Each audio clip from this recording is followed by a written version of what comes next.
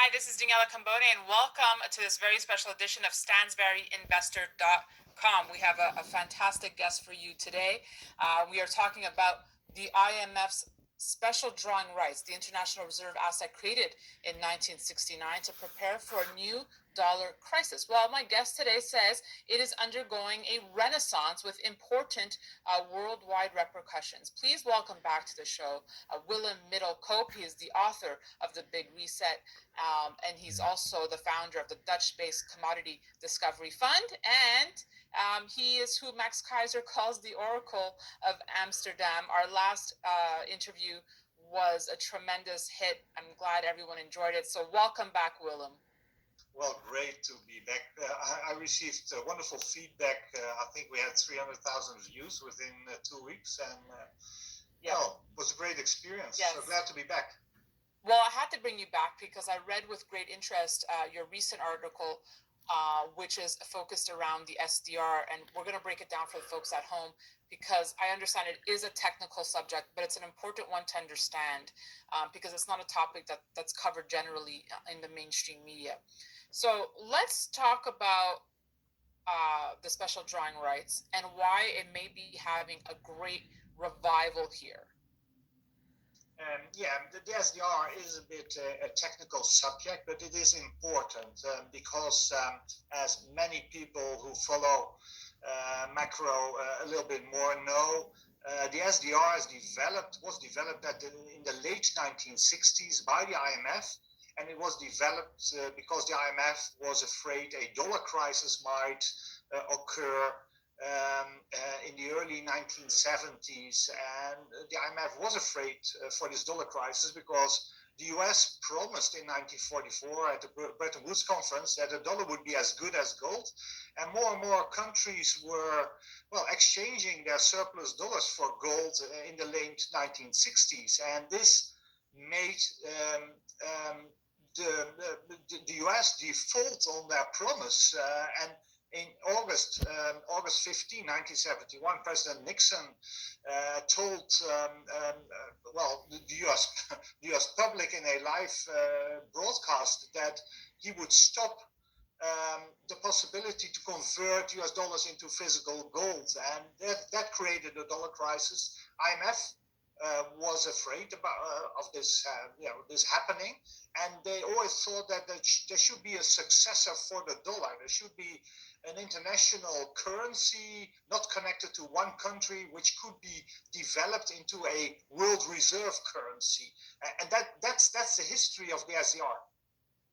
And right now, we have seen the largest ever allocation in SDR, which you say will greatly improve the liquidity of many developing nations, but it also signals alignment between the US and China in a key area of global monetary power. So I want to understand this. Why, what was the impetus? What was the reason for the increase? Was the pandemic the justification? Yeah. There are so many countries calling on the IMF now for financial support. And the IMF only has, max 1 trillion of assets available, and that's not enough to support all countries and all countries in need. So a new trick was needed for the IMF to be able to create new reserves. And the IMF states in one of the press releases that this new allocation of SDR is a substantial and direct liquidity boost to all member countries without adding debt burdens. So it envisioned this as a new layer which has been built on top of the fiat money system. So the IMF can create their own assets now, reserves, in SDR out of thin air, and can distribute this among member countries, and they can add it to their balance sheet. So it's a new layer of fiat money. Wow. So it's more than triple, right? It's like at least 500 billion. Yeah, that's correct. Because I told you that the SDR was created in the late 1960s. But ever since, a good 200 billion SDR were created in the last 50, 60 years. And after the Lehman crisis, it was China's wish and also the United Nations wish that the IMF would use its virgin balance sheet. The balance sheet of the IMF is very, very small compared to the balance sheet of all central banks. And it was China's wish and the United Nations wish that the IMF would use its balance sheet by creating large amounts of SDR to be able to provide liquidity for the world's financial system. And in the last 60 years, only 200 billion of SDR were created, and now they can create another 500 to 600 billion. So the size of all SDRs ever created is being tripled. And it was highly political because the last administration, the Trump administration, was very opposed to this idea. And as soon as Janet Yellen was installed as the Treasury Secretary, she wrote a letter to the G20 and calling for this SDR solution. And that's why the G20 immediately approved this. And now the IMF can create this amount of SDR. Hello, this is Scott Montgomery of the small town Mercer, and I just showed a video about the IMF fund, and I just have one question to ask. After looking at that video, my question is this: how do you know that central banking is in trouble? Well, SDRs. So SDRs are basically the International Monetary Fund, and this is a way to create liquidity with countries that don't necessarily have a strong currency or a central bank. So basically, the largest countries in the world float these loans out. They make money from it, but mostly it's to stabilize the world economy. But nowadays, after you've seen that video, it's like, well, we've had the COVID thing. We've stimulated our countries. How are we going to stimulate other countries? So you float these, basically it's like a basket of currency where you put everybody's currency in there. SDRs are generally a combination of 5 different currencies. They're not really currency themselves. What they are is they're sort of loans, so that they loan countries money based on their currency, and it's backed by the British pound, the US dollar, yuans, Chinese yuan, the Japanese yen, and what else? I think the euro. So anyway, so those are ways that they loan money, they pay back at a very low interest. It's not really designed to make money, but if you float, like the video said, about 500 to 600 to 700 billion dollars worth, that is going to make a lot of money for the IMF and central bankers. So what does that mean, though? What's the big problem with that? Well, if you're going to stimulate money in a very large way into, let's say, developing countries, and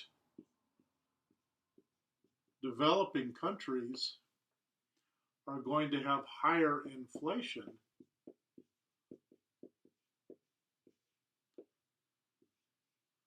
how are these countries going to pay this back? That's my question. And so I have to say that these countries generally have poorer people. Is their loan,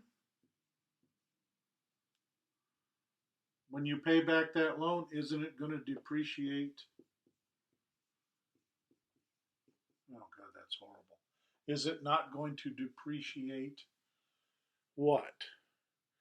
The value of the local currency, right? Is it not going to depreciate the value, making it having an eventual negative impact on their money? So let me start over. You issue the SDR, you pay it back, but it's at a low interest rate, right? So you you provide money, you stimulate, but what happens in our country that doesn't happen? So you stimulate in our country, right? But our country has an economy, right? A strong economy, and what? We also have product, right? So I'm going to make this in green. So we can pay that back eventually, theoretically. And even if we can't pay it back, we're the largest world marketplace, right? So this is the US. Okay? This is the US. But let's assume you're, let's say, Kenya or Uganda or someplace. Are they going to be able to pay that back? You know, eventually you're going to stimulate Uganda, let's say, Uganda. You're going to stimulate that. Well, they have a very low economy anyway. You know, largely they're raw materials, and there's some form of an economy in the larger developing cities, but most of the country is not very well developed. So are they going to be able to pay that back? And that's the question. You know, and what do I mean pay that back? I mean, are they going to be able to stop inflation from putting forth, you know, to the point where most of the people are going to have a hard time in the future supporting themselves? Is their inflation rate going to be so high that people can't afford goods? And that's the problem. Well, I have a solution to that. And I think you all know, judging by my previous videos, what that solution might be. And it's very simple. If you are getting a stimulus, and I mean anywhere in the world, if you are getting a stimulus, if you are getting a stimulus, I would put that money into cryptocurrency. I think at this juncture, and we're getting into the springtime of 2021, at this juncture, I don't think if you have some spending money or a stimulus money or whatever, if you're a little bit profitable right now, I would put some of that money into cryptocurrency, Bitcoin, something. Because especially if you're in developing nations, if you're watching this video and you're in, I don't know, a developing country where it's a hard time getting money, I could name a number of countries, either Central America or Africa or Asia, wherever. If you're in one of those nations that half the population is at or below the poverty line, or maybe slightly above the poverty line, I would put your money into cryptocurrency. I don't think you're going to be able to avoid doing that anymore. So I know it's I kind of went through this kind of haphazardly a little bit, but essentially I didn't want to make a long technical video about SDRs and the whole banking process and what have you. But know this, that once you have stimulus money, especially in developing countries, um, generally long term, the the rulers, the moneyed people in these countries are going to do very well because they're the ones collecting the interest and they pass the interest on to the IMF. And what happens to the rest of the people in that country? I mean, we've been doing this since the 1960s, and those countries are better off or worse off? Well, in some degrees, they're better off. But you're still seeing a large portion of these populations falling behind. And at this juncture, when you start to stimulate, I'm afraid that a lot of people are going to be left behind, a lot more people. I think the poverty rate's going to increase in developing countries. And even with emerging countries like India, I really think you need to put some money into cryptocurrency at this juncture. Bitcoin, Ethereum, whatever the top coins are, I think you need to start thinking about that and doing it. And this is my video today. It's different. I'm going to come up with my other two videos. We're still working on them. But this is different. This is just, I saw this today. I wanted to post it. It's about a 20-minute video. And all that just to tell you, now's the time. If you get stimulus money, buy some crypto. All right? Bitcoin, whatever. Thank you very much. This has been Scott Montgomery of the Small Town Mercer. Have a blessed day.